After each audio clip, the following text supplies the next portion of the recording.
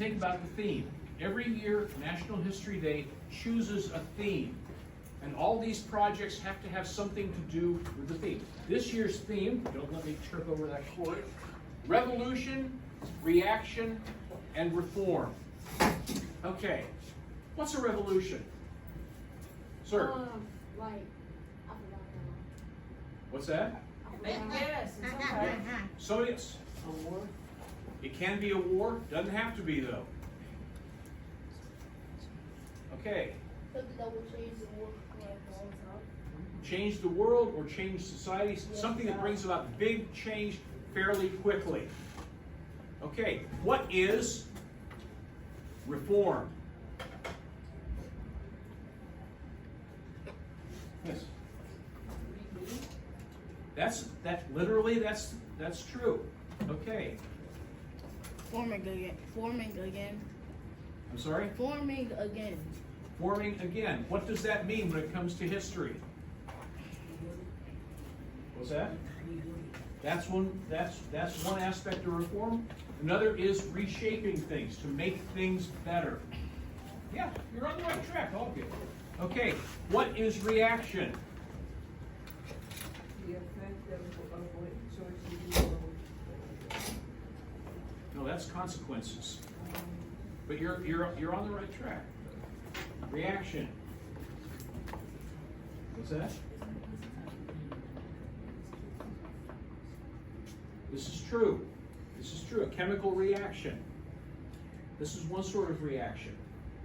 Let me give you a synonym for reaction. Pushback. When someone tells you something you don't want to hear, what do you do inside? Push them back. You push back. You react. They antagonize you. You push back. Okay. What we're talking about are three interrelated terms that are highly significant in history, both American history, Arkansas history, and world history. Human history. Revolution. Drastic changes brought by violence, brought by social pressure, brought by technological or scientific advance. Reaction. What happens when people get confronted by something they don't like? Push back. And reform. When there's something happening and people think, no, we need to change society, we need to do better, to remake or recreate, reshape society. And so we're looking at the interrelation between these terms and events and movements in human history, American history and American history. There's one other factor that we don't have up on the board here. We're coming up on the American semi-quincentennial. Yes, that's one long word. Practice it carefully before bed every night. Anybody have any idea what that means? No. Say it again. Semi-quincentennial. Semi means half, quin is 5, centennial is 100. We're coming up on the halfway point of 500 years of American history. In other words, we're coming up on the 250th anniversary of the Declaration of Independence, and what's generally thought of as the birthday of the United States. And so judges have been encouraged, and teachers and sponsors of History Day have been encouraged to encourage students to come up with projects that have to do with the American experience, that somehow tie in to the idea of the 250th birthday of our nation. So, have I given myself enough rope to hang myself with? Good. Over to you, sir. All right, so what does this all have to do with your project? So let me give you a laydown of what the History Day project is going to be. What you're going to do is you're going to pick a topic, and it's going to be to relate to the theme that we've been talking about. So, once you get this, there are several different ways you can do this. You can do this as a display board. You could do a documentary, or you could do a paper, or if you have the acting bug, you could even do a performance. So, you're going to pick a topic, and then you're going to start doing your research. You're going to put your project together, and then there are it's gonna go to the regional, finals, where people like myself and Dr. Ware will be looking at your projects and evaluating. The reason why we have this project is we want you guys to learn how to think like us. Dr. Ware and I are both historians. That's what we do. We look at a historical topic and we go through and we try to find out exactly what happened. That's what you're going to be doing. You're going to be detectives. You're going to be gathering evidence to support whatever argument you're going to make in your project, and then you're going to put it into a nice project for us to look at. So that's basically what this is all for. We want you to learn how to really think through history, not just read it in a book, but really kind of engage the topic. Think about the topic. Think about the sources for your topic, and start to kind of think about how history is put together. How is it that we know what happened 100 years ago? And so that's what you're going to be doing. And it's a very exciting project. I hope you guys are going to have fun. And that is the most important part, is that you have fun while you're learning about it. So what we want you to do is we want you to pick a topic that you're interested in. But just know that the topic has to relate to this theme in some way.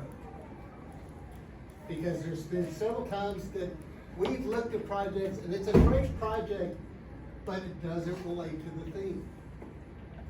So you have to really kind of think about your topics in order for it to meet this theme. So what we want to do is, today we want to kind of talk about some of the topics you might be interested in. Anyone have an idea of a topic that you're really interested in related to history? Say that again. Wait, Yes, sir. you said a topic in history that we're interested in? Yes. Jamestown. Jamestown. Ancient Egypt. Okay, so Jamestown, let's think about Jamestown. How about that relate to this, To the revolution, reaction. well, what was it a reaction to? So, when you say that, what do you mean exactly? I don't know your name. Mr. Irvin. Mr. Irby, what do you exactly mean by revolution, reaction, and reform? Okay, so, just like what Dr. Ware was talking about, where you have, these three, now just know you don't have to relate your topic to each one of these parts. It could be something related to revolution, or it could be reaction, or it could be reform. So if you have a topic that's, let's say, Jamestown, how might that fit to one of these three words? So, it could fit to reaction, Okay. because the way that the people reacted when, like, they didn't have no food, and that the neighbors didn't like them. Okay. Okay. Okay, so you got native white relations going on there. Right. So you got action, the white action's crowding the natives crowding back, you got action and reaction. That's a possibility. Absolutely. Anyone else? Somebody in the back there has. You start to say something? That was you. One of you. I could have sworn. Surely you have some I didn't see topic a in your hand, interest. but Egypt? What about It's over Egypt? there. How could we relate Egypt to one of these terms?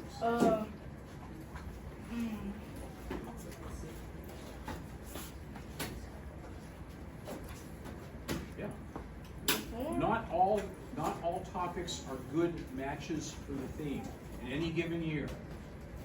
Last year, rights and responsibilities, somebody at another school wanted to talk about Disney World. World War II. Well, World War II. Okay, so You got what some about World War II? It was like a war. It was a war, okay? but what about it relates to revolution or reaction or reform? Revolution. Okay, where? What revolution? Them fighting. That's not a revolution. People fight all the time. In my high school, they fought during the lunch hour. That wasn't a revolution. That was just a tough inner city high school. Okay, but revolutions sometimes involve fighting, and sometimes they don't. Scientific, cultural revolutions, big change happening fairly quickly. Now, if you're interested in World War II, on the other hand, what happens after World War II? Like a lot of food gone, Mhm. not a lot of resources. Okay, which leads to what? Food shortage. A reaction. A reaction. Okay, case in point, food shortages. People think because Great Britain was one of the winning countries in World War II, they'd come out on top, right? After the war, they had food shortages in Great Britain. And they had shortages of medicine. What you see after World War II in Great Britain, that is England, Scotland, and Northern Ireland, you see reforms undertaken, basically the beginnings of welfare and the national health system to help people get by in hard times. That's a reform. And it comes as a reaction to the hard times before the war and during the war and just after the war. So World War II, not necessarily a revolution, but after the war, there are reforms. And you see other reforms, other reactions throughout Europe. And so there's potential there. But don't just think of revolution as war. You know, I've used something I used in last class, revolutionary items in this classroom. Okay, who's got a revolutionary item at their desk? Pen, maybe. How about that thing in the case there? The computers. Those are revolutionary. You got something on the wall. That clock. Remember, there was a time not that many decades ago when you did not see a clock in every place, and you didn't have a watch or something that kept time in your pocket or on your wrist. Technology in the form of clocks that anyone could afford, watches that anybody could afford, led to big changes in society around the world. A revolution in technology brought reforms in the workplace. And reaction too, because a lot of workers didn't like being told, you gotta stay here 12 hours a day, man. 12 hours a day? Yeah. I'm watching the clock and I'm watching you. So you get pushback, you get labor unions. Okay, that's oversimplified, but that's the sort of thing. There's revolutions everywhere around you. So don't just think of those big ones, think of the little ones that affect millions of people every day. Okay, another topic. Someone over here in the gallery. Anyone here? No. I don't. What's that?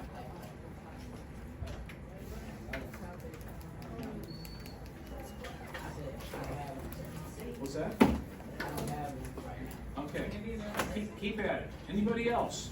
Brave enough. Could it be a better person? It could be about a person. For instance, we You had could use a somebody, person to stand as an example of something that's happening. The Great Depression. we had somebody in the earlier class who was interested in computers. You think about revolution, that in the last, 40 years, that's been a huge revolution, it's changed everything. So that's something to think about as well. There's not a war involved or anything like that, but that has changed the world in such a big way. Yes, sir. The Great Depression. The Great Depression. Okay. That's a great. No, I didn't. How would that fit? How would talking about the Great Depression fit into the theme? Like, they would react to them having not a lot of food. They don't have water. Only in the Dust Bowl. But lack of food, lack of jobs, lack of money, lack of opportunity. And everybody in the country felt some stricture except for the very rich, and there weren't that many of them. Okay, this leads to reforms. What kind of reforms do you think? A A reaction to that poverty, to unemployment, to starvation, leads to what sort of reforms? If you look up the term New Deal, Wait, what does reform mean? reform means changing things usually for the better. Usually by peaceful means, usually gradually, whereas a revolution brings a lot of change usually pretty quickly. Reforming is fixing a system rather than changing a system. You, somebody at this table, when we asked the definition of reform, said forming again. And that's an excellent way to think about it. You're taking something that already exists and you are remaking it into something totally different. And so, the Depression, you've got lots to work with there. It's a huge topic. But if you look up the term New Deal, which was a set of programs put out under the administration of President Roosevelt beginning in 1933, you see some big changes in American society. A lot of reforms, some of them worked, some of them didn't, but they were all responses to the Depression, the reactions to the Depression. Okay, anybody else? Back table here. The internet. Okay. Is the internet count as a revolution? Because it was a change. Okay. What is a change?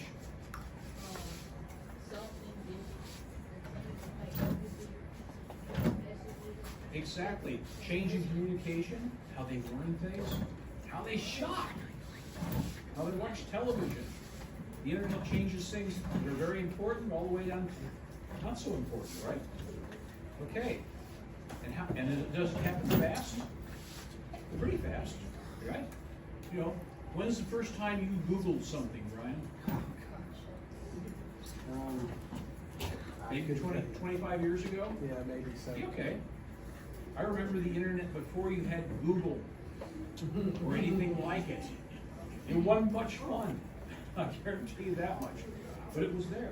But then, all of a sudden, things like Google, like Netscape, internet browsers that had pictures and were easy to navigate came in, and all of a sudden, research got more interesting, more fun. You'd sit there just browsing things on the internet just because it was so cool to see what you could pull up.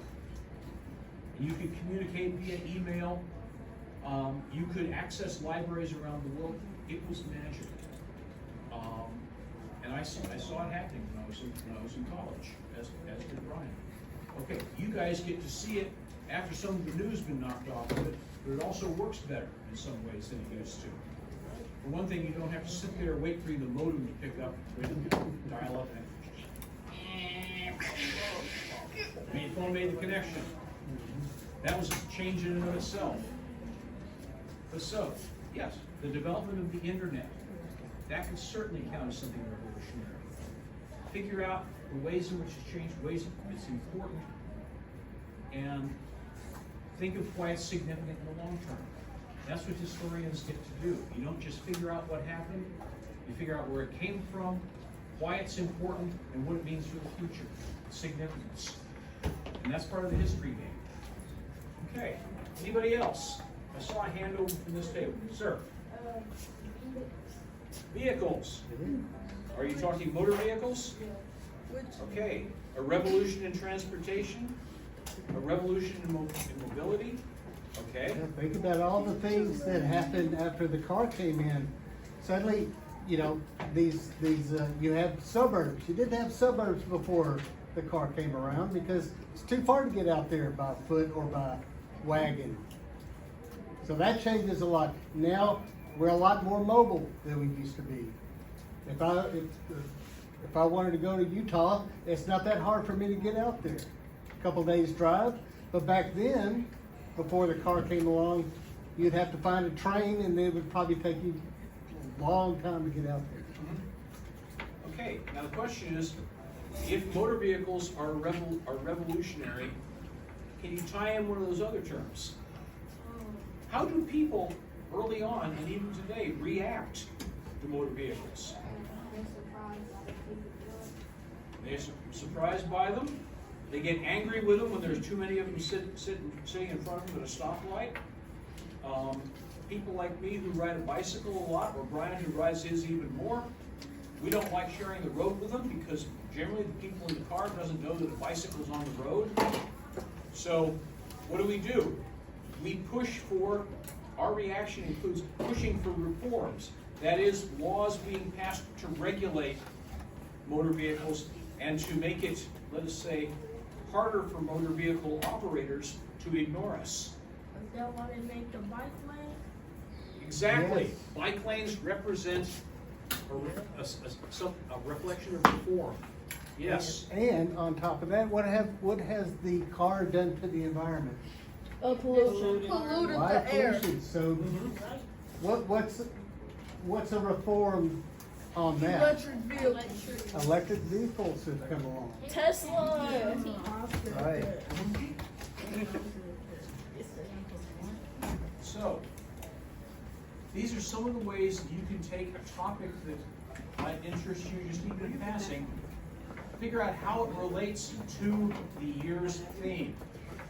So, once you've got a topic in mind, you have to come up with something difficult and scary, something that college students, even master's and PhD students have a hard time doing.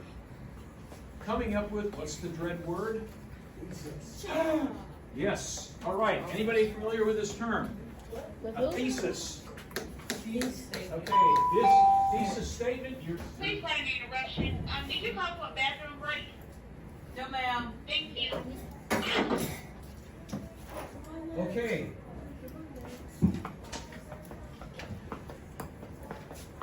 At the heart of every winning History Day project that I've seen over the years is a good, strong thesis that shows that the person or the people who have created the project understand the relationship of their topic to the theme and can come to some conclusion. You know, a couple of years ago, the theme was turning points in history. That year, the thesis was easy. What did I come up with, Brian? X is a turning point in the history of Y because Z. That is, you identify the turning point, what's it a turning point in, and why is it important? Okay, this year, it's not that much harder. But you think of, something is significant because it provokes a reaction, it's a revolution, or it leads to a reform. The trick is if you can come up with one or two sentences or a short paragraph, that thesis statement, that actually lays out what you have in mind, keep that in front of you as you put your project together, especially when you put together your process paper, which we'll talk about in a few minutes. That way you've got a target there. You're trying to prove a point, because part of what you're doing in this is arguing for a particular point of view. You're showing that you understand why something is important, why something leads to something. And the thesis statement helps you stay on target. Okay, Brian, what can you take on that? So, so a thesis statement doesn't have to be a long paragraph. It could be a very simple statement like, the automobile was a revolution in transportation because blah, blah, blah, blah, blah. That's your thesis statement. Very simple. Doesn't have to be difficult. And then once you get that thesis statement down, then you can put your argument in your project. So, Yeah. And then that's when the fun begins, because you start learning about your topic. And this is part of the adventure of why people like Brian and myself were pulled into history in the first place. We like to sit down and read about things, to learn about things. It's dangerous. It'll take you into libraries. It'll have you reading books on Saturday for fun. Morning. This way lies madness. But how do you start learning about a topic? Now, you consult sources. What are the two big categories of sources, Brian? well, they should know what are the two types of sources. Back at the beginning, look at your word wall if you can't remember.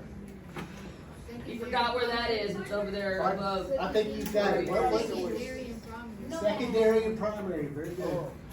Okay. So, What's- sorry. What is a primary source?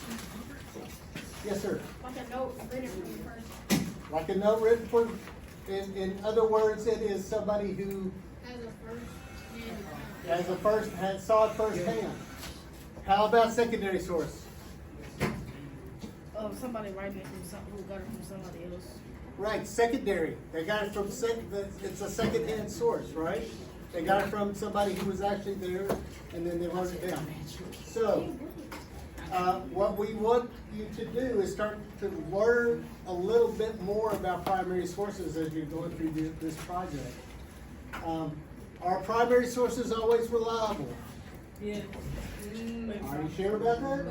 Well, you said primary, secondary. Remember how we wrote about someone writing a book about themselves and it might not be 100% correct? It could be lying. Right, so, I mean, if you're gonna tell a story about yourself, are you gonna tell everything, even the bad things that you did? No. Yeah, probably. Probably not. Bingo. And so that's why primary sources are not always reliable.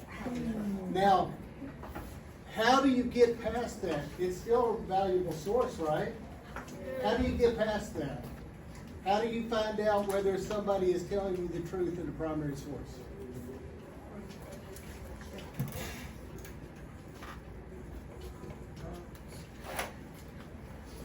You've got the primary source and you've read it and you're like, I wonder if this is true.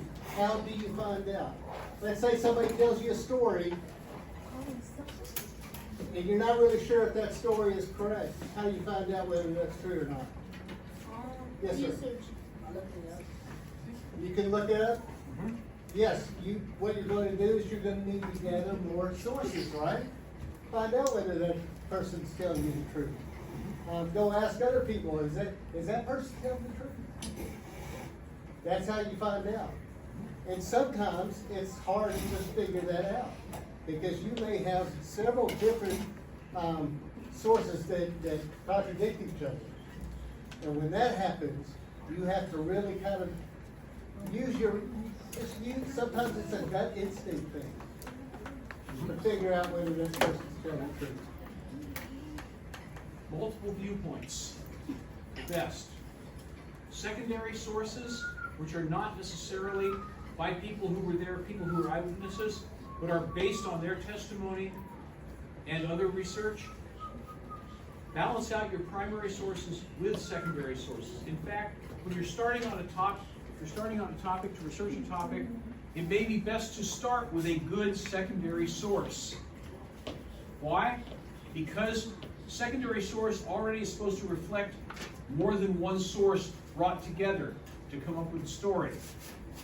What's the problem with having only one viewpoint? You only see one side. Case in point, young man with his head on himself. What color item am I holding up? What's that?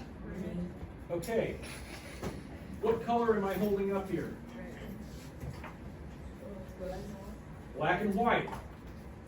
At least two sides to every story. And then you have people on the side say, we can't tell any color at all, it's just thin. Okay. Multiple viewpoints lead you to the truth. Multiple viewpoints bring you to the whole story. A good secondary source will bring in multiple viewpoints. Then it's up to you to balance that out with your primary source information and other secondary sources, because secondary sources can miss things too. So you spread your reading as wide as you can through different kinds of sources. Biographies, regular history textbooks, memoirs, autobiographies, newspaper articles. Brian, what do you think of newspapers? Primary, secondary, or? That's a good question. What do you guys think? Primary. Is it always a primary source? No. Is the reporter who writes the story, is he always somebody who saw it firsthand? No. So, not always primary source, but can be primary source. Sometimes you'll see that they have quoted, or somebody has written an op-ed, or something like that, who was actually part of whatever story is being recorded about. Let's see, could somebody tell me another kind of primary source that you might run? Yes, sir. Actually, never Pardon? Okay, yes. A diary. Wait, Again, because it's a primary source, but can you trust what that person has written in their diary? Not always, right? Because maybe they leave important facts out, or they sometimes we lie in our diary. Just to make ourselves feel better, right? I have one. Yes, sir. Like a letter. A letter, okay? Like a letter to someone.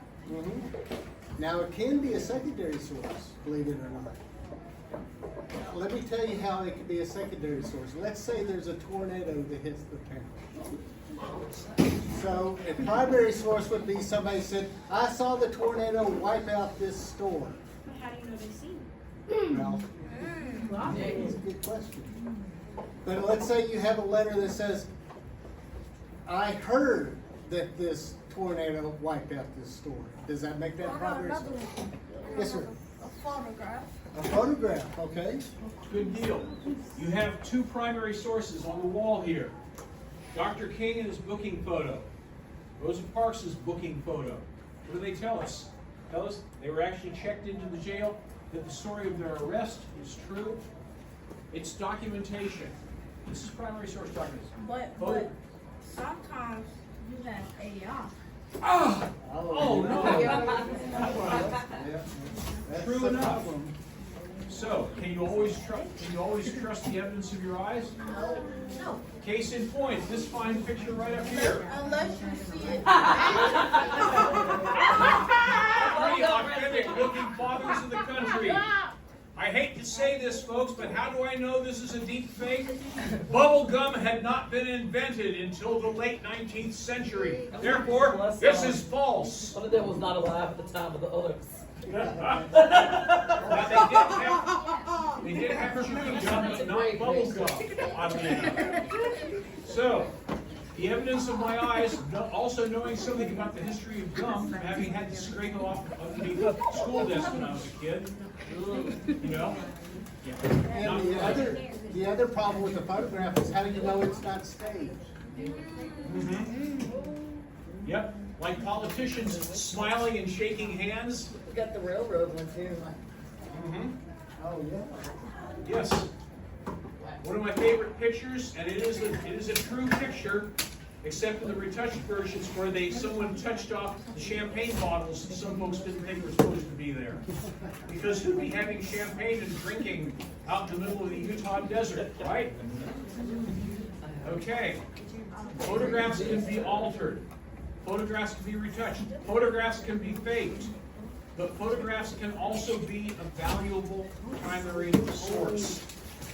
Use them with caution. See if you can find if you find a photograph that looks too good, looks like it's such a perfect illustration of what you want to say, look around for other copies of it. See if it exists in different forms. If cameras wasn't invented till like a while ago, how do they get pictures of big like way back? Artists. If you see pictures of battles during the Civil War, almost all of them were drawn by artists who would go out in the field and sketch them. Then they would send those sketches back to the newspaper, where an engraver would create an image that they printed in the paper. So those artists' drawings were primary sources. And to the extent that the newspaper did a good job of reproducing them, again, it's something of a primary source. Now, beginning in the 1850s, you start seeing cameras being taken out in the field. You see people having their pictures taken as portraits, beginning in the 1840s. And a newspaper is a primary source. Newspaper can be a primary source if it reprints a photograph, especially. Generally, if it's a photograph in an old paper, and papers did not used to have a lot of photographs in them. Generally, if you can actually see something in there, to the extent that you can see it, it's a primary source. Yes? Speaking about the camera thing, why was I watching something on TikTok and the blue search bar had said Harriet Tubman caught on camera? Remember how he asked about AI? Uh-huh. And they said they had footage of Harriet Tubman when she was in the field. No, that's fake. Probably fake, yeah. So again, you have to really kind of think about these things. When you see a photograph or a video of something, just think, is that possible? No. In the case of Harriet Tubman still enslaved and working in the field, not possible. No. Now, a studio portrait after the war, after she had established herself, that's possible. I don't know if any photographs of her exist. I think maybe I've seen one that looked likely. But you know, if you see a picture that's supposedly showing slave labor in the fields, Yeah, very be unlikely. real careful. Isn't about that Harriet thinking on it. Tubman? What's that? Isn't that Harriet Tubman? Meant to be, yes. It's But an it's not a artist. photograph. It's a You painting. think? It's Now- a painting based possibly on a photograph or possibly on an engraving or drawing made of her during her lifetime. My bet is if you, and I hate to suggest this, if you Googled images of Harriet Tubman, you would probably find other images of her that look like the same pose, the same expression on her face, the same hairstyle. Look for the earliest one of those, and there's your source document. There's your real primary source. History is investigation. It's looking things up.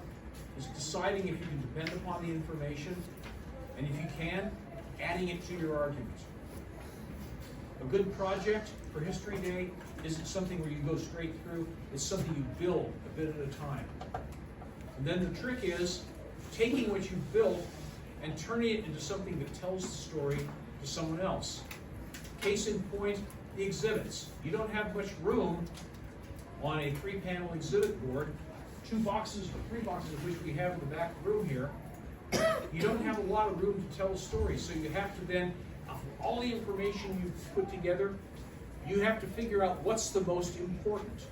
What's going to tell the story, which pictures are going to tell the story best, how many words from Abraham Lincoln or Harriet Tubman or Thomas Jefferson or whoever you need to put in there, how much of your own voice you need to put in to tell the story, to show that you understand the thesis, you understand why the story is important, why it fits, and what it all means. And then you say, thank you for your attention, and stand back.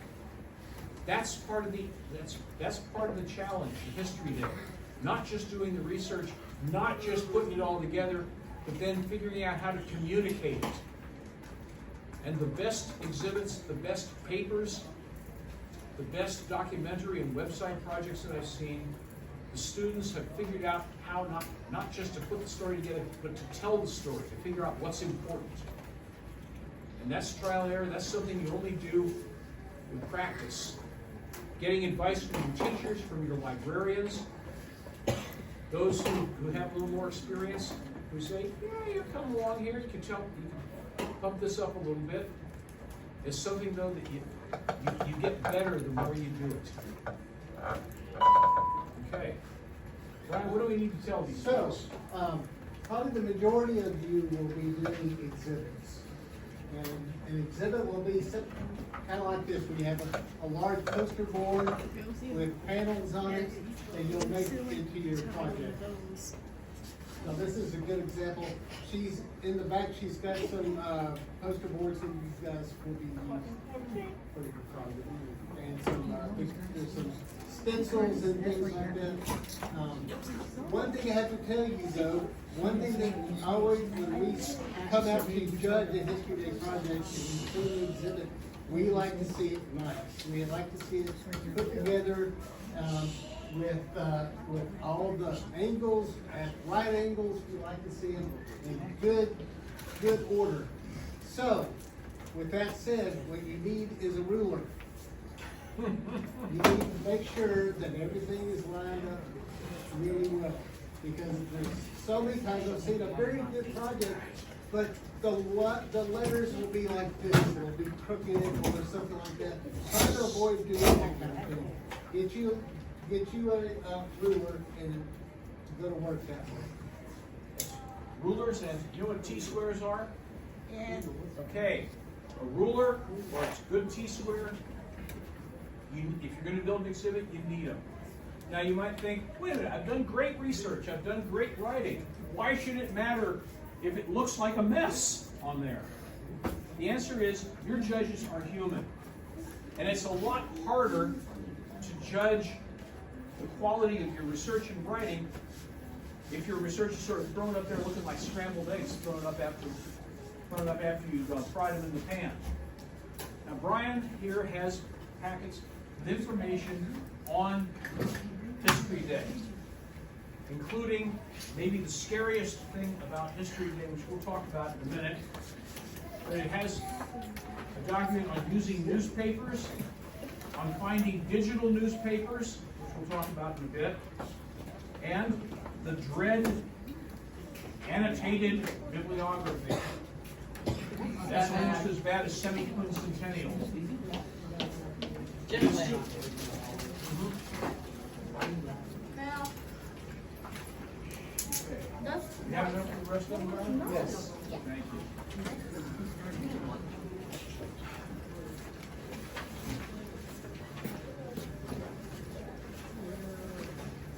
Okay. We're gonna remember our manners. I said thank you. That wasn't talking to you. Now, That wasn't aimed at you. Yes, you may put your name on this.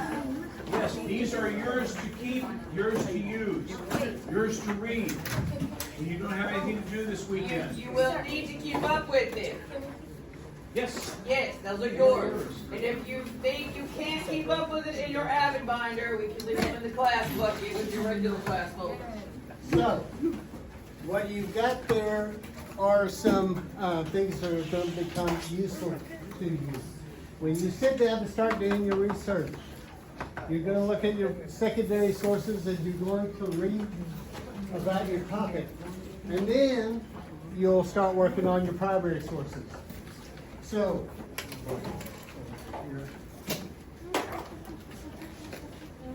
there are two things in here. First, we talked about newspapers, right? So, newspapers, how do you find old newspapers? One of the best sources for old newspapers is Chronicling America. It's for free and you can look at it at home as well. So, this has something like 400,000 titles are in Chronicling America. Different old newspapers. So if you're looking for a primary source, this is going to be a good stop for you. Now, let me tell you about a prize that we're giving out. We are giving out $100 for the best use of Chronicling America in your project. So this is a good reason to visit this website and start to try to learn how to use Chronicling America. This guide in your folder gives you a lot of information on how to use Chronicling America, how to do searches. is it just like a competition for this school or all the schools? For all the schools. Training. So, All the schools in right? statewide. This document here will also gives you information on how to use Chronicling America. So you've got two good sources here to learn how to use Chronicling America in your project. Okay. We encourage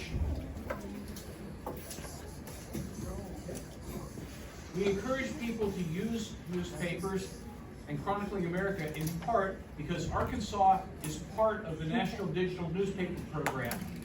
We have contributed over 400,000 pages of scanned historic newspaper. Problem?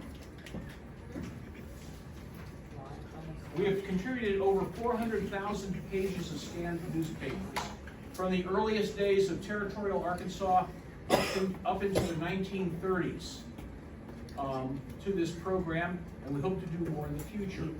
This is a big resource. It's a big thing. It covers the entire country, and you can get news about the whole world, not just the United States, from these American newspapers. So this is a valuable resource. It is a, excuse me? Thank you.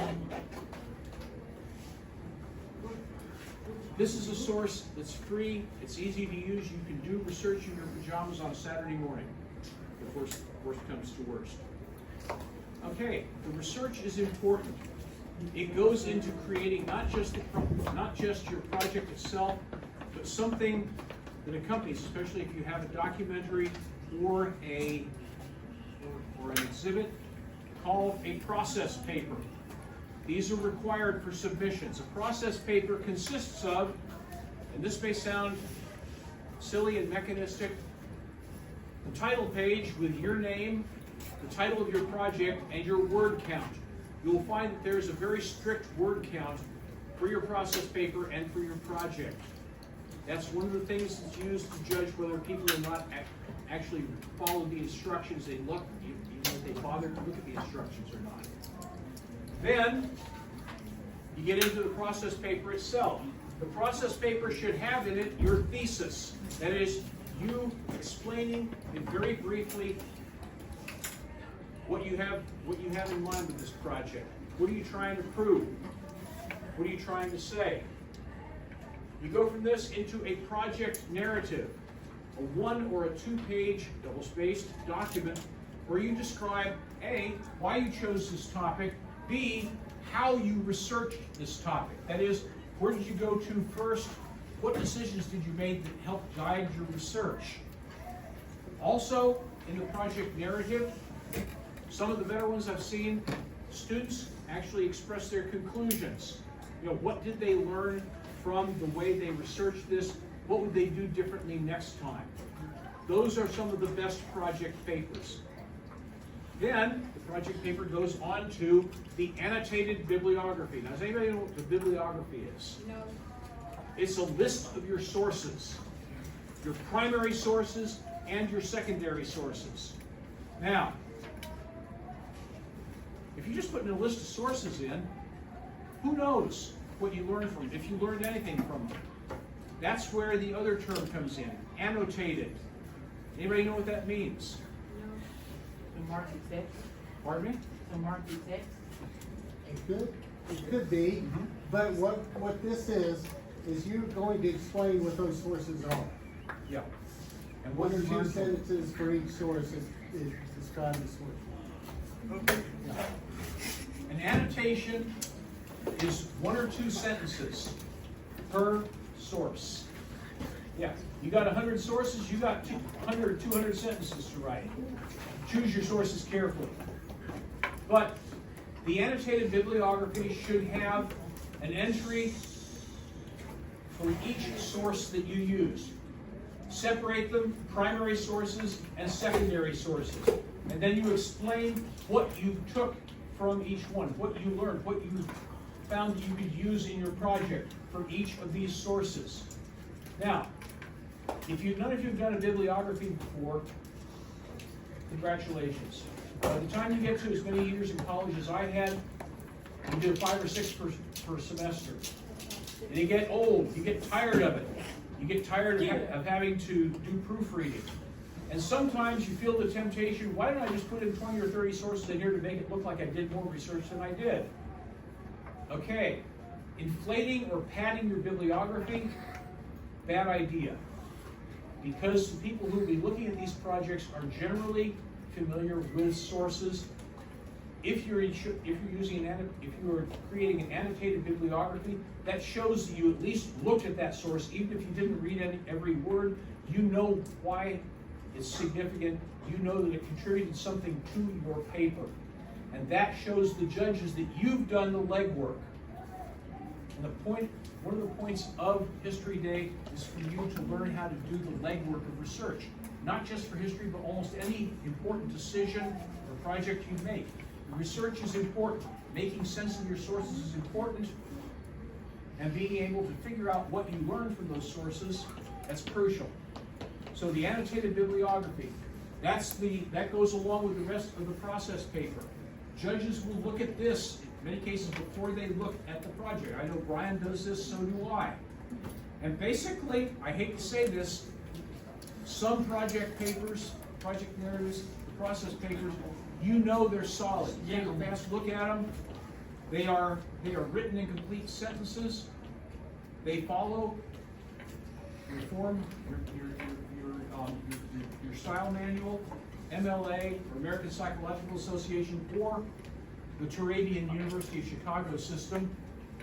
Don't worry, if you haven't learned about Aunt Kate and her style guide. Yeah.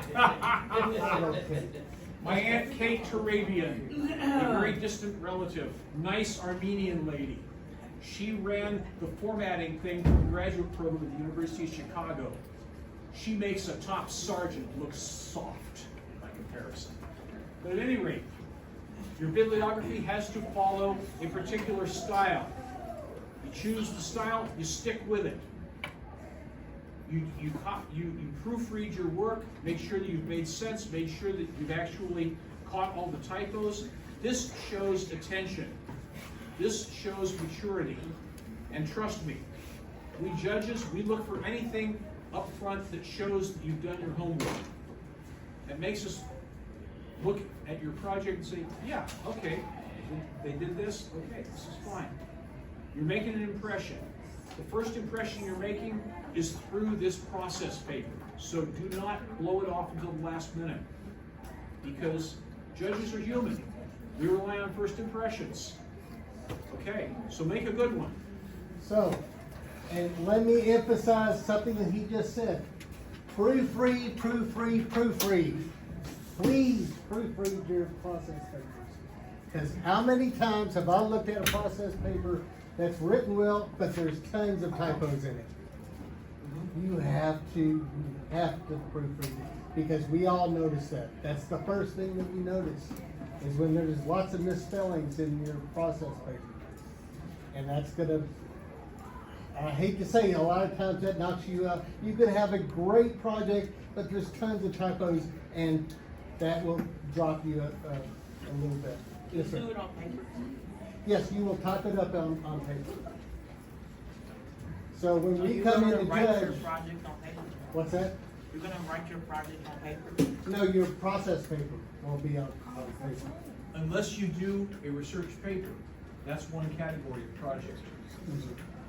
We're Now, I mostly know- gonna focus on exhibit guides because we got those items donated to us.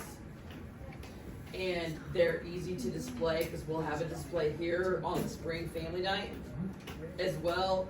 And we'll have it in school, then we'll move from there.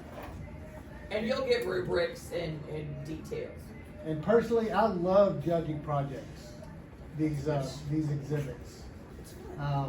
It's a lot of fun. I love seeing what you guys have put together, and it's kind of how you thought about these topics. And I like the creativity of seeing an exhibit.